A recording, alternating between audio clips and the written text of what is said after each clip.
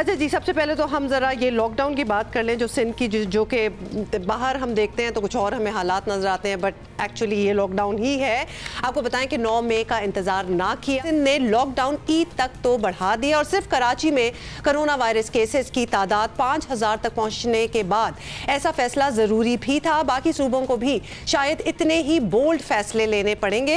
अब सिंध में नाफिज जुज़वी लॉकडाउन को पूरे रमज़ान जारी रखा जाएगा और इससे पहले वज़ीर आज़म कह चुके हैं कि लॉकडाउन अशराफिया ने नाफिज किया, हम इसमें नरमी लाएंगे। कोरोना ना अमीर ना गरीब में फर्क ही नहीं करता। आप अगर ये समझते हैं कि सिर्फ अमीरों की लॉकडाउन अनाउंस कर दिया जी, जल्दी से फौरी लॉकडाउन अनाउंस कर दिया, अमीरों ने सोचा अच्छा जी 2-3 ये अमीरों को भी आता, तो एकदम सारा एक एलीट ने फैसला कर लिया सारे मुल्क के लिए, सोचा नहीं किसी का। जैसे जैसे खोलेंगे और हमें खोलना है, जिस तरह ईरान ने खोल लिया, ईरान के हमारे बहुत बुरे हालात हैं, उन्होंने ज़्यादा हमारे साथ से अपने मुल्क को खोल दिया है कारोबार के लिए।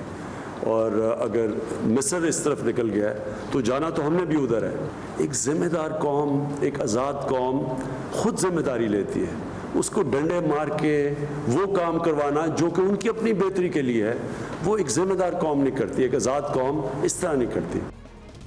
इस पर चेयरमैन पीपल्स पार्टी बिलावल भुट्टो जरदारी ने कहा, वज़ीर आज़म काम नहीं कर सकते तो इस्तीफ़ा दे दें, किसी और को आने दें। अगर हम लॉकडाउन ख़त्म करते हैं तो अस्पतालों पर दबाव आएगा। पख्तूनख्वा की हुकूमत और पंजाब की हुकूमत के तजवीज़ पे लॉकडाउन एक्सटेंड किया गया। इसका ऐलान, इस लॉकडाउन के ऐलान 9 मई तक वफाकी वजीर ने किया। तो क्या ये वो एलीट्स है? अगर हम लॉकडाउन में कोई नरमी करे उससे ज़्यादा प्रेशर आएगा। अगर हम लॉकडाउन को बिल्कुल ख़त्म करते हैं उससे ज़्यादा प्रेशर आएगा। वज़ीर आज़म साहब से हम एक्सपेक्ट करते हैं कि वो वज़ीर आज़म बनो, वज़ीर आज़म होके काम करो। अगर नहीं काम करना है तो फिर खुद इस्तीफा देके घर जाए और किसी और को ये काम सौंपे। बिलावल को आपने सुन लिया, लेकिन इस पर तहरीक इंसाफ का कहना है कि कोरोना वायरस उन लोगों की वजह से फैल रहा है जो बिलावल के दाएं बाएं बैठे थे। बिलावल जरदारी, कोरोना से डरना नहीं है, लड़ना है। आप डरते हैं, आप भाग जाते हैं। फाक जो है वो बाप का किरदार अदा कर रहा है और सूबे जो हैं वो हमारे बच्चों के जैसे हैं। लेकिन आपने सुना है ना, कभी कभार किसी घर के अंदर नालायक बच्चे भी पैदा हो जाते हैं। तो ये नालायक बच्चे हैं और आखिरकार यही होगा कि घर का बड़ा जो है वो डंडा उठाएगा और फिर इनको बात समझ में आएगी। तो हम उम्मीद करेंगे डंडा उठने से पहले ये बात समझ जाए। और अगर मौजूदा हालात के अंदर देखा जाए कि सूबे सिंध के अंदर सबसे ज़्यादा नाकामी का और फेलियर का अगर जिम्मेदार है तो वही 2 लोग थे जिम्मेदार, जो उनके सीधे हाथ पे वज़ीर आला बैठे हुए थे और उल्टे हाथ पे वज़ीर सेहत। अच्छा, इससे पहले बलूचिस्तान हुकूमत ये वाज़ेह कर चुकी है कि आवाम माने, अगर ना माने तो सूबे में कर्फ्यू भी लगाया जा सकता है। अल्टीमेट जो लॉकडाउन है, जिसको कंप्लीट लॉकडाउन हम कहेंगे, ये जो हमारा मतवा नज़र है ये है कि वो कर्फ्यू ही हो सकती है। बलूचिस्तान गवर्नमेंट भी यही चाह रही है, रोज़ अव्वल से हम ये चाह रहे हैं। हमने तो स्ट्रिक्ट लॉकडाउन किया था और इस वक्त सबसे जो कम रिलैक्सेशन किसी भी सूबे में जो फराहम की गई है मार्केट को, वो बलूचिस्तान को। अच्छा, हम यहाँ पे एक वजाहत करना चाहते हैं कि हमारी ये जो मुस्कुराहट थी ना, इसे अप्रिसिएशन या इनकरेजमेंट ना समझा जाए। हम ये हैरान थे कि माशाल्लाह कितनी तवील फहरिस्त है पाकिस्तान तहरीक इंसाफ में, जो ऐसी ऐसी बातें लेके आते हैं कि आप खुद भी हैरान रह जाते हैं। और actually it goes for everybody. ये वो वक्त नहीं है कि एक दूसरे को सुनाया जाए। We are talking about all parties here, not just PTI। लेकिन अपेरेंटली यही वक्त पड़ा उनको अच्छा लग रहा है। लास्ट थिंग जिस पे सियासत और ताने तिश्ने होने थे। Didn't expect that, लेकिन ये अब हम देख रहे हैं, काफ़ी देर से देख रहे हैं। आपको बताएं कि वज़ीर आज़म के बरअक्स उनके मावन खुसूसी बराए सेहत अब कह रहे हैं कि लॉकडाउन में नरमी उसी वक्त फ़ायदेमंद होगी जब अवाम कवायद व ज़वाबित पर अमल करेंगे। हमारी जो स्मार्ट लॉकडाउन की हिकमत अमली है, ये उसी वक्त कामयाब हो सकती है कि जब हम जारी करदा, हुकूमत की तरफ से जारी करदा जो SOPs हैं या जो गाइडलाइंस हैं या जो प्रोटोकॉल्स हैं, उनका सही मानों में नफाज करें। खैबर पख्तूनख्वा हुकूमत पहले ही लॉकडाउन 15 मई तक बढ़ा चुकी है। हो सकता है पूरे मुल्क में ईद तक लॉकडाउन चला जाए। लेट्स सी क्या होता है। लेकिन सब सूबे और वफाक और हम भी और तमाम लोग यही कह रहे हैं कि अल्टीमेटली हम सबको अपना किरदार अदा करना बिल्कुल। डॉक्टर जफर मिर्जा की जो बात थी वो यही बात थी कि अब इतनी देर से हम बता रहे हैं कि किस तरह अपने आप को बचाया जा सकता है। अब लोगों को खुद ही अपनी जो है हिफाजत करनी चाहिए। एज इट इज़ लॉकडाउन और no lockdown, that's besides the point. अच्छा जी, हमें ज्वाइन किया पीपल्स पार्टी के रहनुमा और सिंध के वजीर सईद गनी साहब ने। सईद गनी साहब, आपसे पूछना चाहेंगे, सिंध हुकूमत कहती रही है जब तक बाकी सूबे और वफाक लॉकडाउन नहीं करेगा, सिंध कुछ भी कर ले नताइज ज़्यादा अच्छे नहीं मिलेंगे। फिर भी वफाक के बरक्स आप लॉकडाउन बढ़ाकर क्या हासिल करना चाह रहे हैं? आपको लगता है बहुत ज़रूरी है चाहे बाकी कोई करे या ना करे? हमारा ये समझना कि जब तक पूरे मुल्क में एक जैसे इंतजाम नहीं होंगे तो शायद नहीं हो पाएगा, उस पर एक कायम है। लेकिन ये बात हमारी सबसे ज़्यादा मौसर होती है जब बहुत पहले मान ली जाती है। जब हमने 27 फरवरी के बाद से बहुत सारी अर्ज़ें गुजारिशात पेश की थी, उस वक्त बातें नहीं मानी गई। फिर जाकर हमने 21 या 22 मार्च को ऐलान किया था लॉकडाउन का। उसके बाद दीगर सूबों ने किया था, ताख़ीर पहले कर चुके हैं। जो वक्त हमने ज़ाया कर दिया है, ज़्यादा उसको पलट कर दोबारा नहीं जा सकते। लेकिन फिर वक्त भी अगर आप देखें तो इस बात पर सबका इत्तेफाक है कि लॉकडाउन से फर्क पड़ा है। वज़ीर आज़म भले एक जगह लॉकडाउन को बुरा बना कहते हो, लेकिन दूसरी जगह बैठकर वो खुद ही कहते हैं कि पाकिस्तान में अगर बात कम हुई है तो उसकी वजह ये कि हमने लॉकडाउन पहले कर दिया था। पंजाब की हुकूमत हो, KPK की हुकूमत हो, बलूचिस्तान की हुकूमत हो, वो तमाम जो है लॉकडाउन के हक में अपने बयान भी देते रहे और फैसले भी करते रहे। There has to be a way out। Ghani साहब, वफाकी हुकूमत की ये लॉजिक कि लॉकडाउन रहा तो ज़ाहिर है गरीब और दिहाड़ीदार पहले ही बहुत ही पिसरा है और ख़त्म ही हो जाएगा। छोटे कारोबार बिल्कुल बंद होने के करीब हैं, सर्वाइव नहीं कर पा रहे हैं ख़ानदान। कराची पाकिस्तान का माशी हब है, अगर ज़्यादा अरसा ये शहर बंद रहा तो मईशत को बहुत बड़ा धचका लगेगा। ये सारे खदशात गलत तो नहीं हैं? इस बात से हमने इनकार कर किया। हमने जब पहले दिन भी कहा कि हम लॉकडाउन करेंगे या कुछ कारोबार बंद करेंगे तो हमारा पहला अच्छा यही था, हमेशा यही था कि जो हमारा मजदूर तबका है या स्पेशली जो रोजाना काम करते हैं, रोजाना अपने घर चलाते हैं, वो सबसे ज्यादा मुतासर होंगे और ओवरऑल पूरी इकोनॉमी जो है उससे मुतासर। एक तो बात यह है कि मुझे ये नहीं समझ आती, मुझे दुनिया का कोई एक ऐसा मुल्क बता दीजिए जिसने इस कोरोना वायरस की वजह से अपनी इकोनॉमी को बचाई।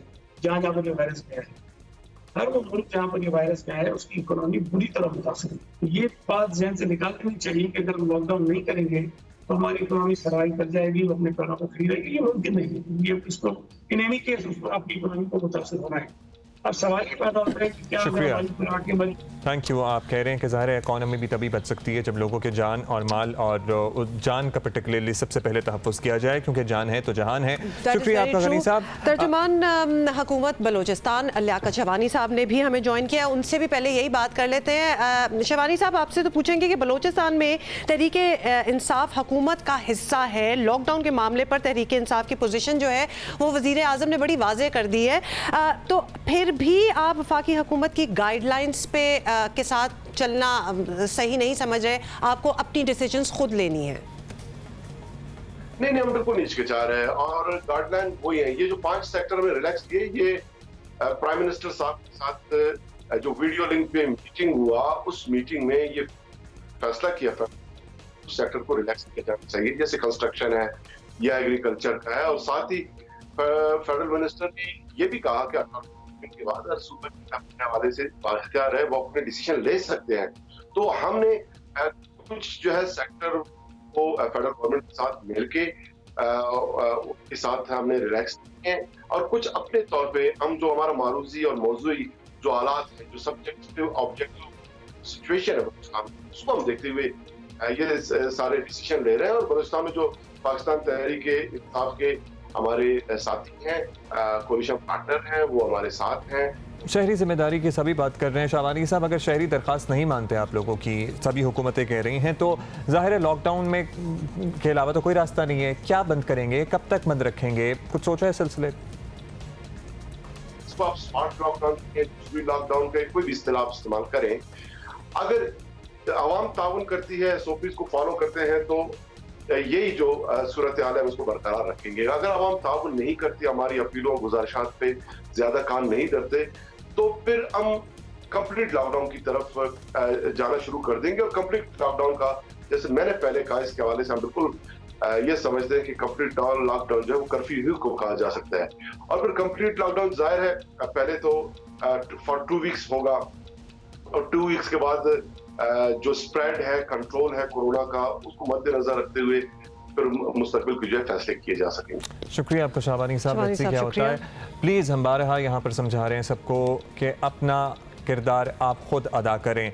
बाहर जा रहे हैं, वापस आ रहे हैं, हाथ धोएं, अपने आप को अच्छी तरह साफ करें, मास्क पहने, मास्क नहीं मिल रहा रुमाल बांध लें, रुमाल नहीं है स्कार्फ पहन लें, कपड़ा बांध लें, कुछ भी can I just it's not a warning but can I just say कि इसको जो भी फैसले आप लोग अभी लेंगे, इसकी जस्टिफिकेशन आपको अपने आप को भी कुछ अर्से बाद देनी होगी कि उस वक्त हमने ये फैसले क्यों किए।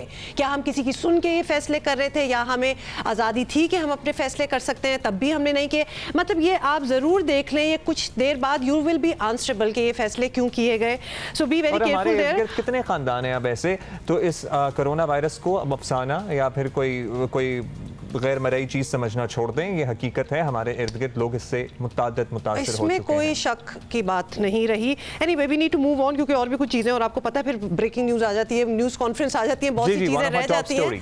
अच्छा जी, मारूफ अमरीकी हैवीवेट जिस तरह हम जिक्र कर रहे थे, माइक टायसन एक लंबे अरसे के बाद दोबारा रिंग में उतरने के लिए तैयार हो रहे हैं। और क्या तैयार हो रहे हैं भाई, बॉक्सिंग की दुनिया में राज करने वाले माइक टायसन 15 साल बाद एक बार फिर कम बैक करने जा रहे हैं। अब्दुल्ला देख लें, मैं तो इनकी तैयारी देख के सोचूं जीत गए हैं। इनको दे दो, तकलीफ हो रही है, इनकी बेल्ट पकड़ा दो।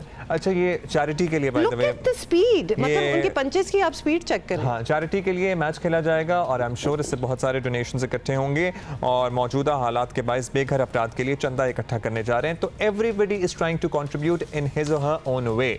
अब आप ये देखें, ये बड़े बड़े सेलिब्रिटीज़ हैं जो जिनके पास ये इस्तिताअत है कि वो इस तरह से पैसे इकट्ठे कर सकते हैं, वो पैसे इकट्ठे कर रहे हैं। आप क्या कर सकते हैं, आप अपने आप को बचा सकते हैं ताकि आप तो खुद महफूज रहें ही, आपके वालिदैन और आपके बच्चे महफूज रहें। आपको पता है कि जब इंसान बच्चों पे आती है ना बात, तो फिर सब करना शुरू हो जाता है। You're very right। और जिसके जो टैलेंट है, जिस सोच रहे हैं लोग कि हम किस कैपेसिटी में अपने आप को यूटिलाइज करें and we can generate funds, और अल्टीमेट गोल तो यही है कि जिस वबा में इस वक्त पूरी दुनिया मुब्तला है उससे किस तरह निकला जाए। सो इट्स ग्रेट, मतलब 15 साल बाद भी इनका वापस आना, वरना why would he have thought you know कि क्यों करूं, लेकिन व्हाई नॉट, ये करना चाहिए। अभी हम ले रहे हैं एक ब्रेक और will see you after that.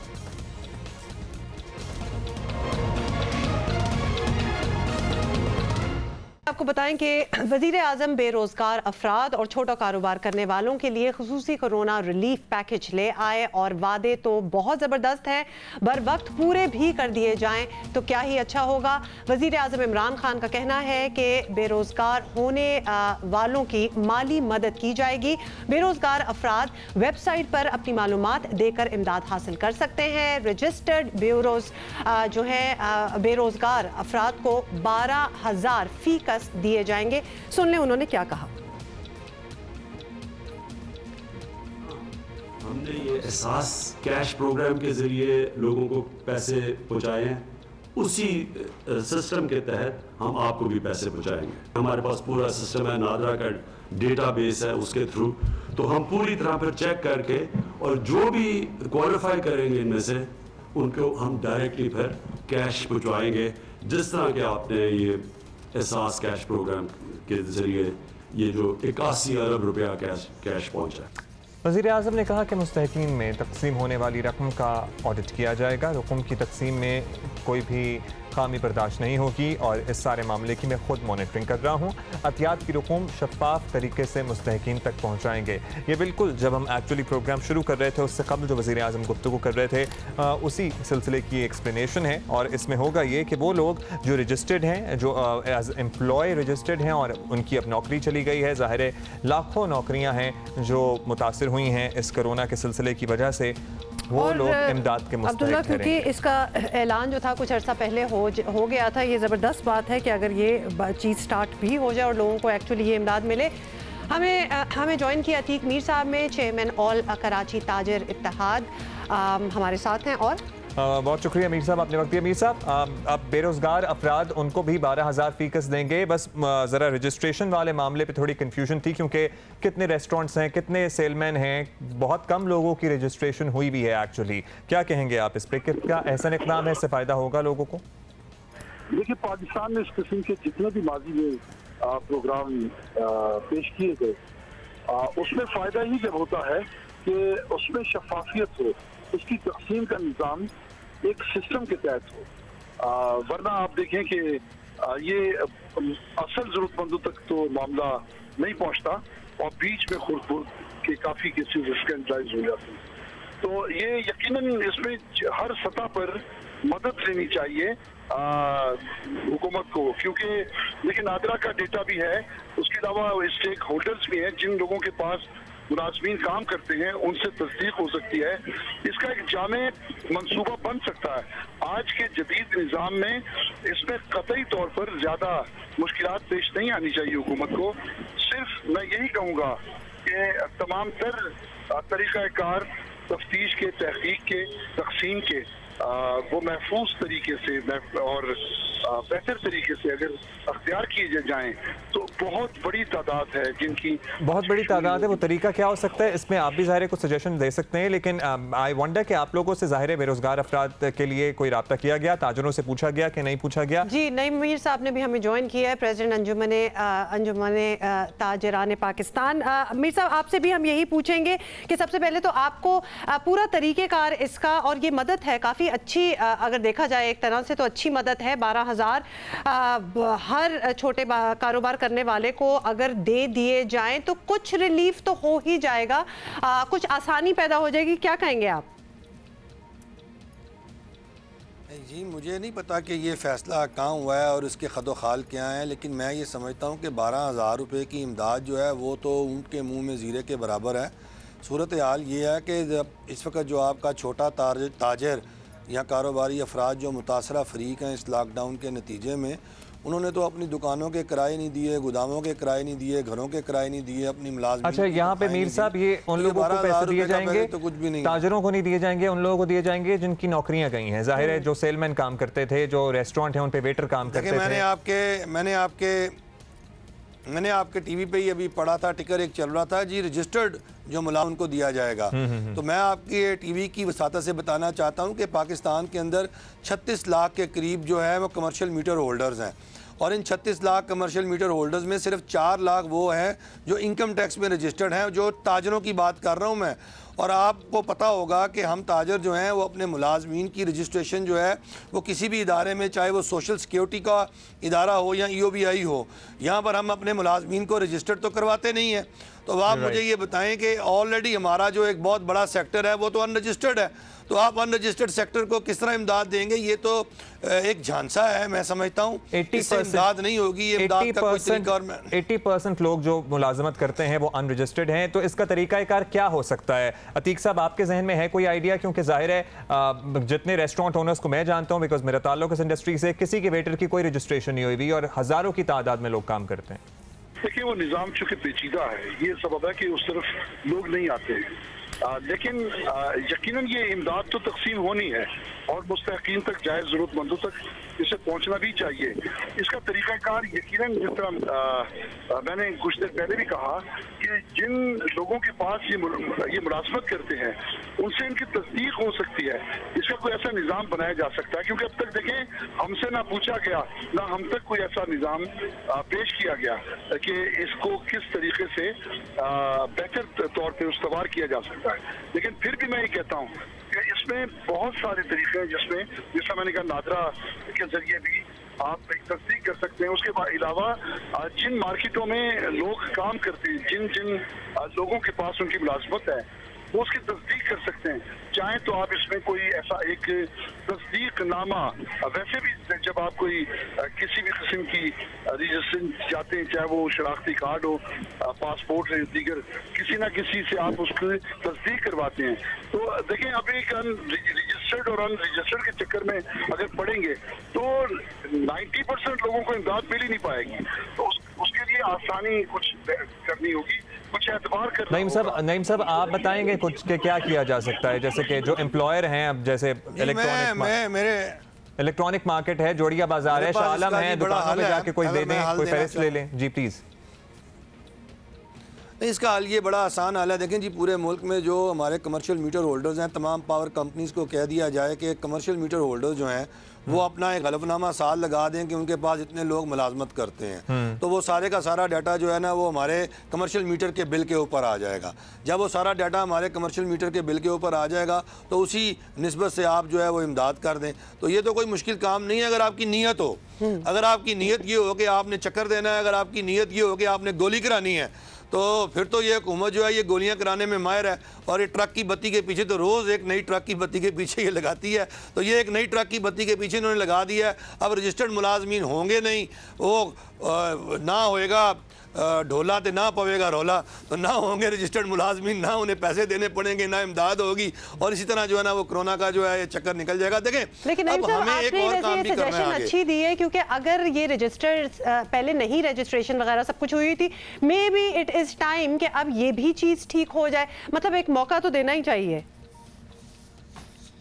जी बिल्कुल, एक मौका देना चाहिए और इसमें थोड़ी सी अब कौमी हम मांगी भी पैदा करनी चाहिए। देखें, कोरोना के मामले पे आप देखें कि वज़ीर आज़म साहब ने और वफाकी हुकूमत ने पूरी कौम को तकसीम किया हुआ है, नीचे ऊपर कोई हम मांगी नहीं है, कोई कोऑर्डिनेशन नहीं है।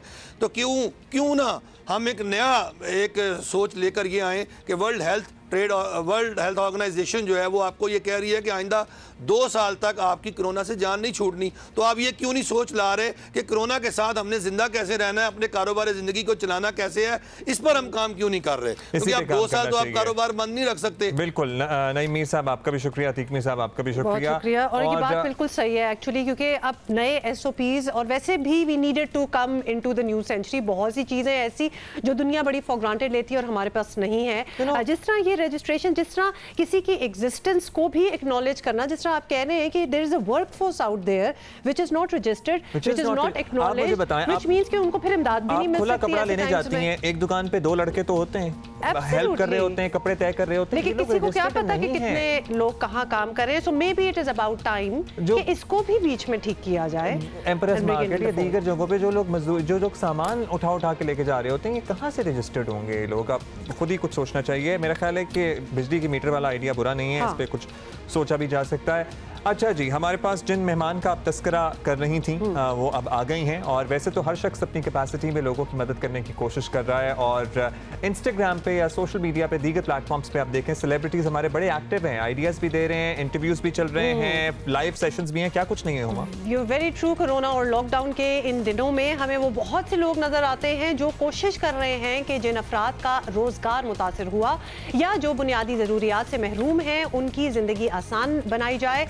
शनैरा अकरम भी उनमें से एक हैं, और ये अपने सोशल मीडिया प्लेटफॉर्म्स से पाकिस्तान में सफाई मुहिम भी चला रही हैं और ज़रूरतमंद अफराद तक इमदाद पहुंचाने का बंदोबस्त भी है, उसकी भी कोशिश कर रही हैं। Shanaira has joined us right now. Shanaira, welcome to Geo Pakistan. Thank you so much for taking out the time. We do have a lot of time these days, don't we? How is this lockdown working out for you?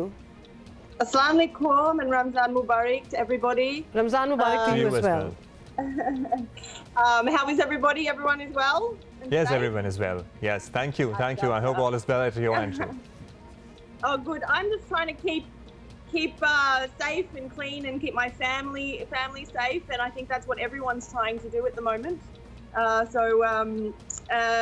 The importance of cleanliness, and I've joined about a year or two ago. I joined with Hogastaff Pakistan. It's a Dettol initiative, and it's been amazing because we talk about the importance of cleanliness, cleaning our country, cleaning our hands, and staying clean to stop illnesses such as this one. And it's an amazing time right now because this is the time where we really do teach our country and our families and our children the importance of stopping spreading bacteria and doing that through cleaning our hands. And how are you, Shnaira, actually creating this awareness? Are you using your social media platforms, or you're going to places? I'm sure you're not really, because nobody is going anywhere. So how are you actually imparting this knowledge, the importance of cleanliness and washing your hands and everything? Well, it's actually, you know, I think everyone by now has seen some celebrity clean their hands or seen a lot of cleanliness ads on television. I know Dettol are doing a lot. They're giving away a lot of soaps to a lot of NGOs. So we've partnered with many NGOs and giving soaps away to the underprivileged villages who don't have access to them.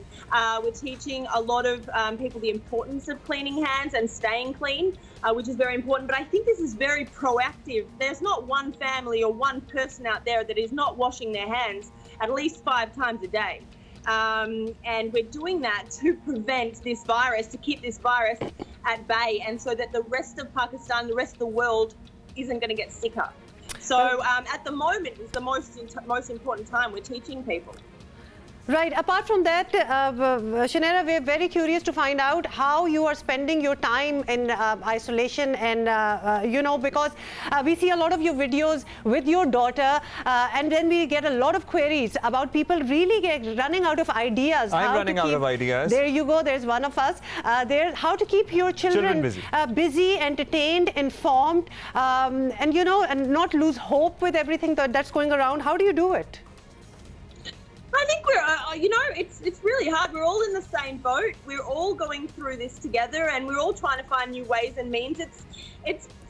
Look, I'm the same as everyone else. Every day is a new day, and every day I'm tackling this day. What are we going to do today? Me and my husband are very, very. We find the importance of routine extremely important in our family. So we get up at the same time. We do things together, and I think that that's really, really important. That you don't lose your time. You know, one day can turn into the next, which can turn into the next. So we are doing a lot with the children in the afternoon, and you know, we're making up new ways together. Today I played shops with my little daughter. We played shops for 3 hours, which was funny. You know, so there's new things. We exercise, very, very important. We see that. And finally, and a lot of men, Huma, are helping into the kitchen, and a lot of women are trying baking these days. So are you into baking as well, Shanera? Because a lot of people, I see every other post on Instagram, somebody is making a banana bread. Have you accomplished that feat? Yesterday we actually made falafels. Wow, good. They were ready to go into the hot oil around 7 p.m. So we did that. Only a couple of little burns here and there, but we got past, and it was a healthy treat to have, especially for those people out there that are breaking fast around that time. Falafels are full of green, they're full of health. And lovely, Shanera. Thank you so much for giving us the idea, because really we are running out of food items as well, what to try and what not. But thank you so much for being with us today. And all right, okay, here we are. Thank you. So I hope कि आपको अच्छा लगा होगा. शनेरा के ideas भी ज़बरदस्त हैं, और अगर आप उनको सोशल मीडिया पे फॉलो करें तो रोज़ कोई ना कोई नई चीज़ ज़रूर होती है. बच्चों के साथ भी किस तरह एक्टिविटीज़ करनी है, अब्दुल्ला, वहाँ से आपको वो आइडियाज़ भी मिल जाएंगे. अच्छा, मेरे पास भी बड़ी ज़बरदस्त आइडियाज़ हैं, ब्रेक के बाद बताऊँगा आपको. ठीक है? ओके.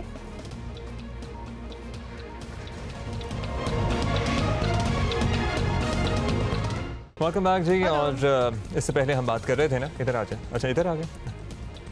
अच्छा, इधर आ जाए भाई. ठीक है जी, इधर आ जाए. इससे पहले हम बात कर रहे थे कि क्या क्या हो रहा है, और सियासतदान जो है वो कोरोना के मामले पर भी सियासत करने से बाज नहीं आ रहे हैं. अक्रॉस द बोर्ड हम तमाम सियासी पार्टियों की बात कर रहे हैं. और अभी कुछ देर पहले पीपल्स पार्टी के सूबाई वज़रा ने प्रेस कॉन्फ्रेंस की, और सईद गनी साहब ने ताबड़तोड़ हमले किए हैं पाकिस्तान तहरीक इंसाफ और पर्टिकुलरली PTI के भी कुछ रहनुमाओं पर. उन्होंने खासे तंज के तीर बरसाए हैं, और उनमें से एक रहनुमा थे शहबाज गिल साहब, जो कि इस वक्त हमें ज्वाइन कर चुके हैं. गिल साहब, अस्सलाम वालेकुम. आई होप आपने सुना हो कि क्या गुफ्तगू की है, और अगर नहीं सुना तो हम चंद बातें आप तक पहुंचा दें. उन्होंने कहा जी, ये इधर उधर के ना हो, अगर पाकिस्तान तहरीक इंसाफ के पास तो हुकूमत कौन चलाएगा, मांगे तांगे के लोग हैं. और क्या शहबाज गिल साहब बताएंगे पीपल्स पार्टी को कि 18वीं तरमीम क्या होती है? बिस्मिल्लाहिर्रहमानिर्रहीम. पहले तो मैं उनकी जो जायज़ बात थी उसका जवाब दे दूं, जो लगती जायज़ है. ये तो जुगतबाजी होती है, ये कुछ पॉलिटिशियन करते हैं जिन्हें स्टेज ड्रामे में टाइम नहीं मिलता, तो वो इधर आके ऐसी हरकतें करते हैं. तो इसका चलें जवाब बाद में हो जाएगा. पहले जो जरूरी बात थी वो ये थी कि हमें फेडरल गवर्नमेंट ने किसी किस्म का कोई सामान नहीं दिया, चंद मास्क और चंद हज़ार मास्क और सिर्फ टेस्टिंग किट्स कुछ दी हैं.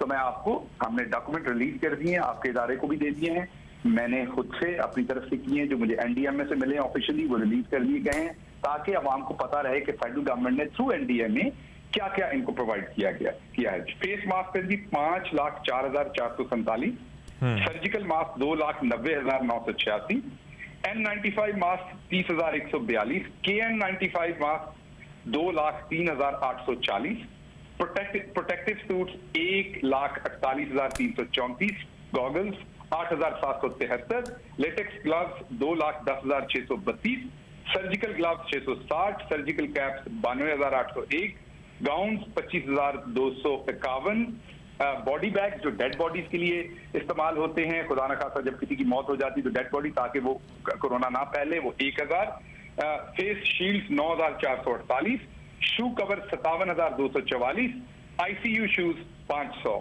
इसके साथ साथ टेस्टिंग के ऊपर बात की गई तो वो मैं बता दूं आपको, PCR machine 3, auto extraction machine 1, testing kits 77,992, auto extraction reactions 8,000, VTM 25,000, swab 25,000, thermal gun 200 और इसके अलावा और बहुत सारा सामान है, सोप, केमिकल्स, बहुत सारी और जो सानवी सामान होता है, एक्सेसरीज होती हैं, आपके हैंड सैनिटाइजर्स हैं और केमिकल्स हैं, वो बहुत कुछ। और ये वो सारा सामान है जो प्रोवाइड करना नहीं है, कर दिया गया है ऑलरेडी और ये रिसीव कर चुके हैं। इसके साथ साथ अब ये कह रहे हैं कि ये सामान इनको नहीं मिला, हमारी डॉक्यूमेंटेशन और रियलिटी दिखा रही मिला, तो फिर मुझे लगता है कि वही हुआ है जो गंदम के साथ हुआ है। जैसे कल टेलीविजन के ऊपर न्यूज थी परसों कि 7 अरब की गंदम चोरी कर ली गई, उससे पहले भी गंदम चोरी हुई थी और नैब की कल की खबर थी, मीडिया पे चल रही थी कि 10 अरब की प्ली बार्गेन की गई सिंध में, जिन महकमा फूड के और दूसरे लोगों ने चोरी की तो उन्होंने वापस किया। तो ये मुझे लगता है कि वही मामला कहीं तो नहीं हो गया कि ये मास्क और ये बड़ा महंगा सामान है, 95 मास्क, किट, मशीन, ये कहीं बेच तो नहीं कहीं दिया। अच्छा, आप कह रहे हैं कि चलें ठीक है, आपने अपने शुकूक और शुबहात का इजहार कर दिया कि सामान जो है गया है, कहाँ गया है, लेकिन वो ये भी कह रहे हैं कि कोरोना अगर इस मुल्क में फैला है, कैटेगोरिकली उन्होंने कहा जी वो वफाकी हुकूमत की वजह से फैला है कोरोना। शुक्र है ये अपने फैलने का इल्जाम हम पे नहीं दे देते, सिर्फ कोरोना का दे रहे हैं। देखिए कोरोना पूरी दुनिया में फैला है और अल्लाह इस वबा से माफ करे। ये इस टाइम हर दुनिया के मुल्क में इसकी किसी न किसी जगह पे थोड़ा है, किसी पे ज्यादा है। हम पे अल्लाह का बहुत शुक्र है, इसमें हमारे कोई कारनामे नहीं, हम बड़े अदना इंसान हैं। हम पे अल्लाह का बहुत शुक्र है कि हमारे मुल्क में इसने उस तरीके से तबाही नहीं मचाई और ना अल्लाह की दाद करे कि ये मचाए। लेकिन एक बात प्राइम मिनिस्टर को बार बार बताते रहे कि 18वीं तरमीम के बाद आप आजाद हैं, आपने अपने सूबे में सख्त लॉकडाउन करना कीजिए, नरम करना कीजिए, जो फैसले करने आपने कीजिए। हेल्थ का बजट आपके पास एजुकेशन का बजट, तो वो तो कहते हैं कि आप ना बताएं, वो कहते हैं गिल साहब, उन्होंने तो साहब नहीं इस्तेमाल किया था कि शहबाज गिल बताएंगे हमें कि पाकिस्तान पीपल्स पार्टी को क्या 18वीं तरमीम क्या होती है। नहीं, वो जो भी साहब हैं वो उनका सईद गनी साहब ने कहा था जी, सईद गनी साहब ने। लेकिन अब इसमें अफसोस की बात यह है कि शहबाज गिल ने तो 18-20 साल यूनिवर्सिटी में पढ़ाया है। अगर मैं बता दूंगा तो शायद सुन ले, वो तो कल के बच्चे को चेयरमैन बना के बैठे हैं, जिसने एक दिन कहीं पे कोई काम नहीं किया, कोई एक्सपीरियंस नहीं लिया, कोई ट्रेनिंग नहीं ली, और वो इन सब की रहनुमाई कर रहे हैं। तो अगर एक बच्चे से आप पूछ सकते हैं और रहनुमाई ले सकते हैं तो किसी टाइम हमसे भी ले लीजिए। और हम आपको बता रहे हैं कि 18वीं तरमीम आपको जहां पैसा देती है वहां आपको उसके साथ साथ फराइज भी देती है।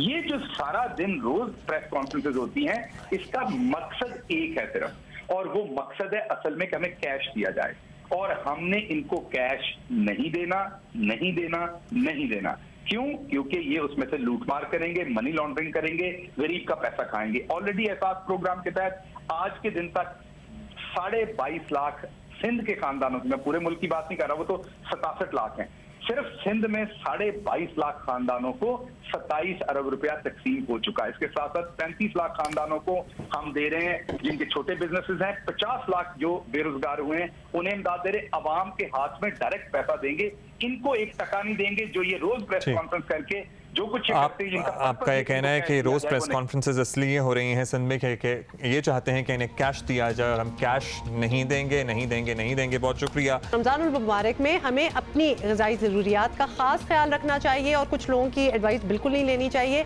आजकल कोरोना वायरस के दौर में तो ये ज़रूरत है और भी बढ़ गई है कि व्हाट यू आर ईटिंग। अब देखो पहली तस्वीर ही हमने पकौड़े की, अब ये नहीं खाना। कोरोना वायरस से मुकाबले का वाहिद रास्ता क़ुव्वत मुदाफ़त को बढ़ाना है और इसका सबसे बेहतरीन जरिया मुनासिब खुराक है। हाँ, जैसे कि पकौड़ों से नहीं आप कुव्वत मुदाफ़ियत बढ़ा सकते हैं। बहुत सी ऐसी चीज़ें हैं जिन्हें अगर हम सहर इफ्तार में शामिल कर लें तो कोरोना समेत कई बीमारियां हमारे नज़दीक नहीं आ सकेंगी। न्यूट्रिशनिस्ट फरा सईद हमारे साथ मौजूद हैं। शुक्रिया फरा साहब, आपने वक्त दिया। फरा साहब, कोरोना के इन दिनों में बहुत ज़रूरी है, ज़ाहिर है कि हमारी इम्यूनिटी, कुव्वत मुदाफ़ियत जो है वो बरकरार रहे, बढ़े। तो रोज़ादार सहर इफ्तार में क्या ऐसी ग़ज़ाएँ शामिल करे जिससे काम ज़रा आसान हो जाए, क्योंकि फास्टिंग काफ़ी लंबी है।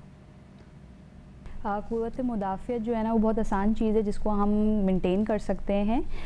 खाने पीने में जो है ज़्यादा से ज़्यादा फल और सब्जियों का इस्तेमाल करें, क्योंकि रमज़ान में ज़्यादातर सब्जियां कम इस्तेमाल होती हैं, ज़्यादा से ज़्यादा उनके पकोड़े समोसे वगैरह में वो शामिल हो जाती है। बट कोशिश करें कि सलाद की फॉर्म में सब्जियाँ लें, फल ज़्यादा से ज़्यादा इस्तेमाल करें, चाहे वो सहरी हो या अफ्तारी हो। दही का इस्तेमाल ज़्यादा से ज़्यादा रखें ताकि आपकी कुव्वत मुदाफ़ियत अच्छी रहे। और रोज़ा जो है वो चाहें तो अपनी विटामिन सी वाली चीज़ें जैसे कि आपका नींबू है या कोई और रस वाले फल हैं उनका इस्तेमाल ज़्यादा से ज़्यादा एक और सवाल जो हम आपसे पूछ ही लेते हैं, क्योंकि अभी हमने बात शुरू ही की थी तो वो पकौड़ों की तस्वीरें आ गई थी सामने। रमज़ान में तो हमारा जोर समोसों पकौड़ों पर ही रहता है ज़्यादातर लोगों का। तो ये चीज़ें तो आम हालात में भी सेहत के लिए ठीक नहीं है, तो कोरोना के दौर में इनका क्या नुकसान हो सकता है? रमज़ान जो कि 30 दिन हैं हमारे पास, हमें लगता है कि सिर्फ हमें जो है वो समोसे और पकोड़े ही से फ़ायदा मिलने वाला और काम सारा हमारा उन्हीं से ही बनेगा। तो कोशिश करके जिनको कोई भी अमराज है जैसे कि डायबिटीज़ है, ब्लड प्रेशर है, ये उनके लिए तो बेहतर है ही नहीं, और ये आम लोगों के लिए भी बेहतर नहीं है क्योंकि इसमें चिकनाई का मादा ज़्यादा होता है। और कोशिश करके इनको हफ्ते में सिर्फ 2 दफ़ा ही रखें। जिन लोगों को ये लगता है कि चाहे हमने इसको टिशू में पोंछ के इस्तेमाल कर लिया है और अब तो इसमें ज़रा ऑयल कम हो गया है, तो उनके लिए यही चीज़ बताऊंगी कि चाहे टिशू जितना भी एब्जॉर्ब करे वो फ़ायदा नहीं है, और जितना उसने सोक करना होता है उस चीज़ ने वो सोक कर चुकी होती है। और बेसन जो है वो ज़्यादा तेल को एब्जॉर्ब करता है, तो कोशिश करें कि रमज़ान में बेसन की चीज़ें कम से कम बने। बहुत बहुत शुक्रिया Farah Syed for telling us and scaring us once again. ये पकौड़े वगैरह खाने की तस्वीर में बड़े ही अच्छे पकौड़े बने हुए थे, लेकिन ज़रूरी नहीं है कि रोज़ खाएं, हफ्ते में एक दिन रख लेना जब आपने करना है। अच्छा जी, आब्दी साहब हमारा वेट करें। आब्दी साहब शुक्रिया। आब्दी साहब, अब जो तलबा पब्लिक या प्राइवेट सेक्टर की यूनिवर्सिटीज़ या कॉलेजेस में ज़ेर तालीम है और जिनके इम्तहानात आमतौर पर मई जून में हो जाते हैं, तो क्या HEC ने उनके लिए कोई पॉलिसी या फ्रेमवर्क जारी किया, क्योंकि स्टूडेंट्स आर स्टिल कंफ्यूज्ड? ये एक बहुत बड़ा चैलेंज है और इसके लिए आपको एक बहुत बड़ा बजट भी साथ एलोकेट करना पड़ेगा। मैं चाहता हूँ HEC और हुकूमत को इस पर देखना चाहिए। जिस तरह हेल्थ सेक्टर ने देखिए बाहर से प्राइवेट एक्सपर्टीज़ को लिया है, मैं जानता हूँ कि वर्चुअल यूनिवर्सिटी आपके पास एक मौजूद है जो मेरा ख्याल सर्विसेज दे भी रही है, इनको फ्री सर्विसेज दे रही है, लेकिन याद रखिए कि ना सिर्फ ये कंटेंट बनाना पड़ेगा ई-लर्निंग का, बल्कि इसके लिए स्पेसिफिक ट्रेनिंग देनी पड़ेगी, क्योंकि वो टीचर्स मुख्तलिफ हैं जो क्लासरूम में पढ़ाते हैं उनसे ई-लर्निंग में। तो मैं समझता हूँ कि आपको बाहर से भी जो है वो एक्सपर्टीज़ को, आउटरीच को लेना पड़ेगा, उनको इंगेज करना पड़ेगा, और इसके लिए यूनिवर्सिटीज़ को सपोर्ट चाहिए होगी, टेक्निकल सपोर्ट HEC की तरफ से भी और अदरवाइज भी, ताकि वेरी राइट आब्दी साहब, बिकॉज ये बिल्कुल SOPs ही इसके डिफरेंट हो गए हैं और इसकी ट्रेनिंग भी मुख्तलिफ होगी। Okay, that's all the time we have for today, और इंशाल्लाह कल संडे है, लेकिन हम आपके साथ होंगे। वैसे तो कल इतवार है, बहुत से लोगों को कोई फर्क नहीं पड़ रहा क्योंकि छुट्टियां चल रही हैं, लेकिन फिर भी कल हम आपके साथ होंगे। So we see you tomorrow इंशाल्लाह।